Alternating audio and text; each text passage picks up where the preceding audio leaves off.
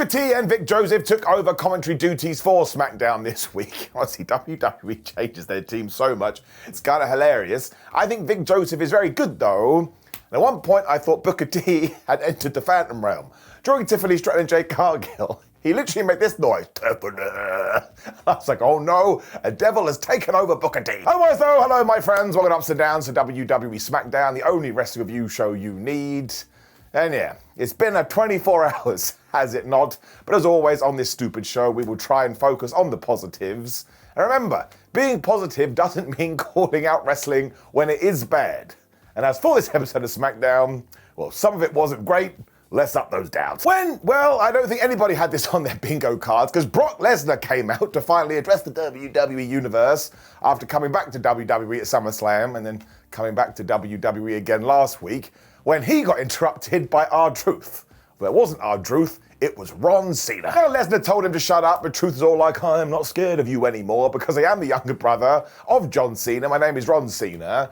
And Brock just kind of stared at him like he was an alien from a different planet. Lesnar then demanded to know where John Cena was, which is when Truth said, I don't know where he is, but I know where I am. Kind of sounded like a nursery rhyme when Brock Lesnar just grabbed him, gave him an F5, and in doing so, he ripped his pants. He even said that when he was going to the backstage area. He looked into the camera and said, ha ha, I've ripped my pants. And I stared off into the distance and I was like, I don't know what any of that was. At one point, too, Truth said to Lesnar, John Cena's going to feed on you at WrestlePalooza, which is the most interesting sentence I've heard for a while. And if you can believe it, we didn't see Brock Lesnar again. This was meant to be his big promo when he was going to tell us why he was targeting John Cena. So it's just bad. Like it is, it's just bad. I keep saying this. You wouldn't allow any other wrestler to get away with this. Brock Lesnar just came back to WWE and beat up John Cena because. That's it, because I wanted to do it. Well, are you going to tell us that? Nope, I'm going to talk to R-Truth instead. WWE absolutely knows this too, which is why they sent out R-Truth, because that man is just a dream and he's a joy, and he makes me feel warm and fuzzy in my tum-tum. So I am going to give an up for Truth for always being the dude in this situation, but not only am I giving it a down for having absolutely no explanation from Brock, but also, what happened to this cool thing we were doing with Ron Killings? He was all mad at Aleister Black and Damian Priest was holding him back, and then sure, he could be the goofy guy when John Cena was around, but we just dropped it. Nobody has mentioned it, and we're just meant to be like zombies going, okay, yeah, I guess I'll go along with this. No, man, and the reason it feels doubly bad is because in 2024, WWE would address the story stuff from all angles, and now they just go shrug emoji. It's like, don't look at me, what do you want me to do? Well, you're the bookers, man. I want you to tell me. I also have no reason why I should be excited about Brock Lesnar versus John Cena. I understand it's a big match from his past, but if we're doing that, I rather would have seen John Cena versus AJ Styles, especially because those two would have absolutely had a promo off at one point. So I really don't get why WWE did do a big 180 given how successful they were last year. So if you are keeping track, that's 1 up and 2 downs. I don't think that's ever happened in a single segment before, but it was kind of just there, hanging out playing Nintendo. And if you were to walk up to me and say, Simon, do I need to see this? I'll go, no, you're probably better off just having a nap or having a sandwich. Everybody likes a sandwich. We then saw Sami Zayn talking to nobody. It's one of those camera angles where he's having a conversation, but you can't see the other guy because WWE does want to do the big reveal. But this was finding out who his opponent for this week's US title open challenge was going to be, and it was Rey Fenix. Now, 1, I don't know if these two dudes have ever fought in another promotion before, I doubt it, but 2, this is absolutely the stuff that Sami Zayn should be doing. As soon as I saw it, I was like, oh my gosh, it feels fresh like bread, and I got pumped. I would love to know why Jacob Fatu didn't answer this US challenge, because do not forget he got screwed out of his title and then screwed over in that cage match, and then he's just decided he doesn't want to be on TV. Now listen, there may be something going on with Jacob Fatu, so I hope he's okay, but it goes back to what I was saying a few seconds ago. You have to explain it on the television screen, so that's getting it down. The reason it reminded me of this is because Solo Sikoa then did a big video. He's lost his bloodline, he's lost his Giulia Fala, he has lost his US title, but don't worry, he's going to fight back soon. I was like, okay, that's great, Solo, but you just spent all your time making a fancy video, and it was good? But maybe come back to the ring. When we did go right into the Sami Zayn Rey Fenix match, and this is the big thing you do need to watch on this week's episode of SmackDown. It was fun, it had a definitive finish, and even though Fenix did lose, if WWE wanted to use this as a platform to kind of launch him upwards, you absolutely could. And also, now I'm excited about all of Sami Zayn's open challenges, More of this. We basically just had all these amazing arm drags for 2 minutes when Fenix did a dive, so put a 1 on the counter. When he also hit the splash of the frogs, but he only got a 1-2. Ooh. Fenix then could feel Sami Zayn was going for the blue thunder bombs. It's like, I ain't gonna worry about that. When Sami Zayn did hit the least devastating move in all of sports entertainment, which of course is the blue thunder bomb, did it work? Does my face look like it worked? Of course it didn't work. Because you know what never works? The blue flipping thunderbomb. Fenix then hit this absolutely awesome double stop, which you go out of your way to see. And when Sami went for the haluva kick, somehow he turned it into the Hurricane Rana. But eventually he got into the exploder. He threw him into the ring post. Sami Zayn did get the haluva kick and he pinned Fenix with a 1-2-3. And then braced afterwards like, oh my gosh, I love you so much. But again, Fenix looked so damn good here, as did Sami Zayn. And it made this US title feel like it means something. More of this. Thank you, please. Let's get it up. B-Fab then bumped into Giulia and James and actually said, listen, I've been busy with the Street Profits. We had business, but now I'm not, so I want to whoop your ass. I was like, what business have you done? All you did is once a week, or not even that, once every 2 weeks, walk to the ring with them. You couldn't have gone like, listen, Montez, listen, Angelo, I'll be back in 5 minutes. I've just got to yell at someone. They would have understood. It's pro flipping wrestling. Of course, she wanted a match, so she got a match. So my question to you, my friends, is why don't all wrestlers do this? You've seen it worked, and it's going to work in a minute too. Just go up to wrestlers and say, listen, I would like this match with you, and if they have a title, geese title shot or give me a title shot. If they don't say yes, just show them footage like this, they're screwed. But they did get this very good video from the Wyatt Six though, and I'm glad that WWE has gone back to this, and they are most definitely trying to break up the Street Profits. Now, that was Bo Dallas's big point, but he was saying stuff like, when hell comes to the moon and the moon comes to earth, your soul will spill out your guts and you'll fall on the floor. But I think that means the Montez Ford and Angelo Dawkins may be about to go on singles runs. We probably should do that, it's time. Amazingly too, I thought Eric Rowan was great during this. The way he delivered his lines, he came across like a crazy person. So yeah, let's continue to throw this out into the world. If you got a spooky wookie team, you gotta make sure they're being spooky wookie. And then guess what? That's right, Giulia versus B-Fab never happened, because they all got in the ring when James and Giulia went, well, why don't we just kick the crap out of you? Which they did do. When out came Meechin with the kendo stick, and she beat up James, and Giulia ran away. Giulia, ever since Giulia has come into NXT, she's just got this aura and this badassery to her. Even if it's not true, it doesn't matter because it comes across in the presentation. Nobody needs her being a WWE cowardly heel. Also, what is the damn rule, right? Sometimes wrestlers get beaten up and the referee goes, do you want to continue? And they're like, yes, yes, I do. And sometimes they don't even get the option. Just felt so sorry for B-Fab. She was probably like, listen, I got no leg. It's been taken off, but I'm still confident. And then she would have lost, but what are you going to do? There's also another women's segment that just flew by. It got like, what, 2 minutes? And of course, we're going to do the tag team match next week, I presume. So this poor women's US title is never going to be defended again. It makes no sense, because on Raw, which is over there now apparently, the Women's Intercontinental Championship is brilliant and feels like it's elevating all the time. You do have to give it a down. Like again, if you came in my house right now and said, Simon, do I need to watch this? I'd be like, no, you don't. Aleister Black was then super happy that he had beaten Damian Priest last week because violence begets violence.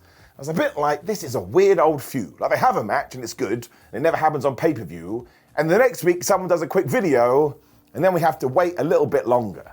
Like, I thought you did things week to week, and people do promos and stuff like that. Now, I like these two a lot, but I don't think it has a lot of momentum. When Tiffany, Stratton and Jade Cargill gave this episode of SmackDown a right shot on the arm, I mean, the Women's Championship was on the line, and this was easily their best match to date. I mean, they really did whip each other's ass. You have to see the sit-down drop kick that Tiffany gave Jade. If next time we see Jade, she has no face, I'll understand. Somebody call John Travolta. Stratton did hit a dive, so make sure you put a 1 on the dive counter when Jade Cargill hit the least devastating move in all of sports entertainment, the Blue Thunderbomb. And did it work? Of course it didn't. Jade, you need to start watching the show. This literally happened 5 minutes ago. That rhymes, so it must be true. She was able to get out of the way of the PME before she got booted out the ring, which is when Tiffany Stratton went for this moonsault to the outside. And man, she basically took the whole brunt of it on her face because Jade got out the way, and I genuinely hope she is all right. Then, of course, WWE did their favourite spot as Cargill speared Tiffany Stratton through barricade when, within seconds, the ref went ding, ding, ding.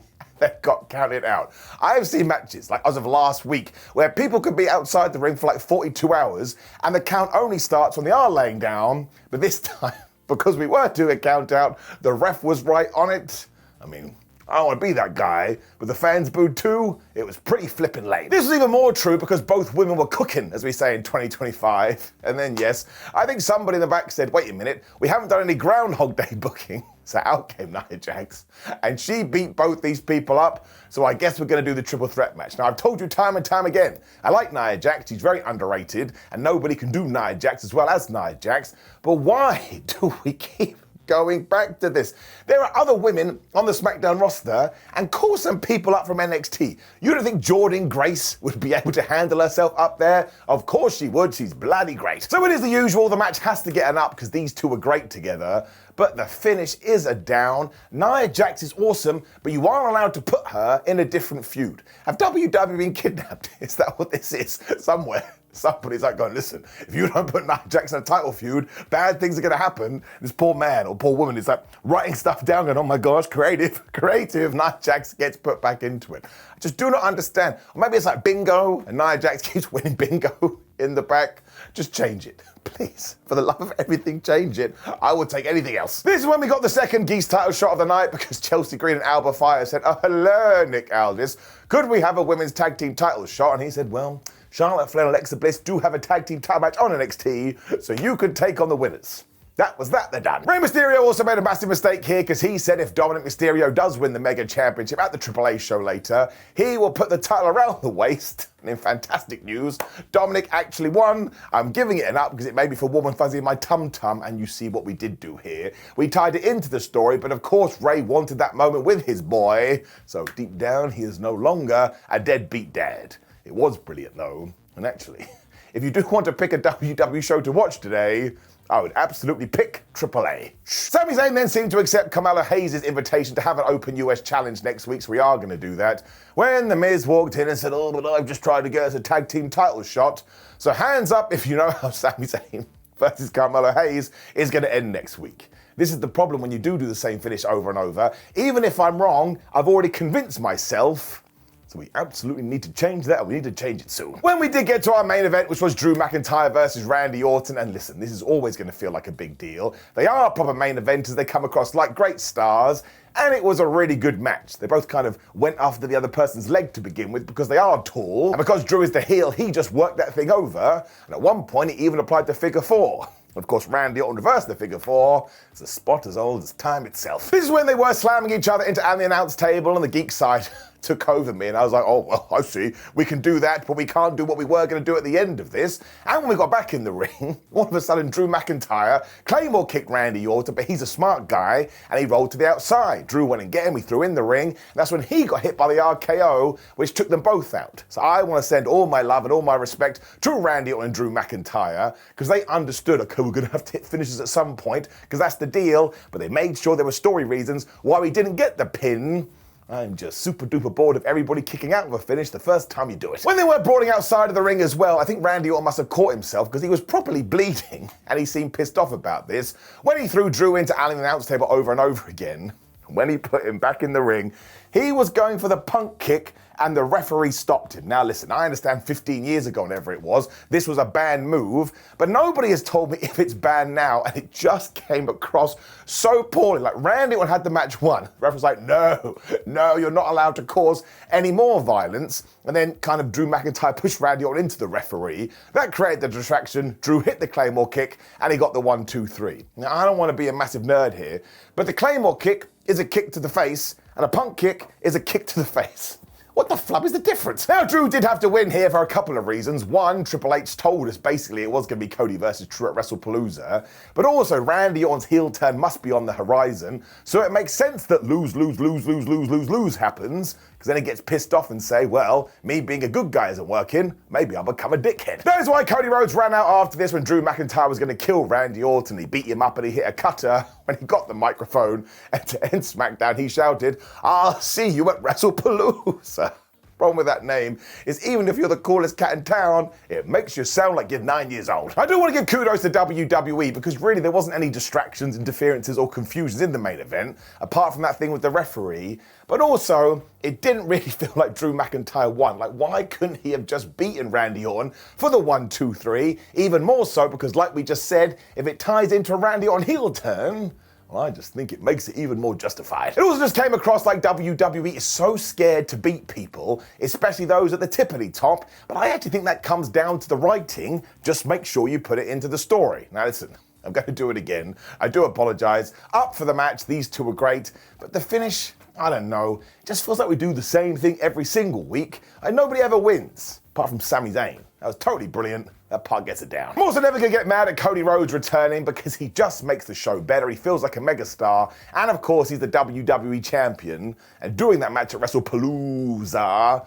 well, it just makes that pay-per-view an even bigger deal. Which did indeed bring us to the end of SmackDown, and I don't know what to give it. Like, I wouldn't give it an up, but it wasn't a bad show because, again, we did get a couple of good matches. I'll give it a thumb middle, but honestly, you do not need to watch this. Go and watch the Drew and Cody stuff, and then probably go watch the Sami Zayn match too, and otherwise you can ignore the rest of it. Like, Jade versus Tiffany is really good, but that finish will just make you a little bit of a sad panda. Now, of course, make sure you let me know in the comments below if I'm right or wrong about this. I could be totally off. I often am because I am an idiot. Like the video, share the video, and subscribe. Click the video on the screen for ups and downs for Monday Night Raw, but otherwise, my friends, wrestling is the most important of the least important things, so I wouldn't worry about it too much. I'll see you next week.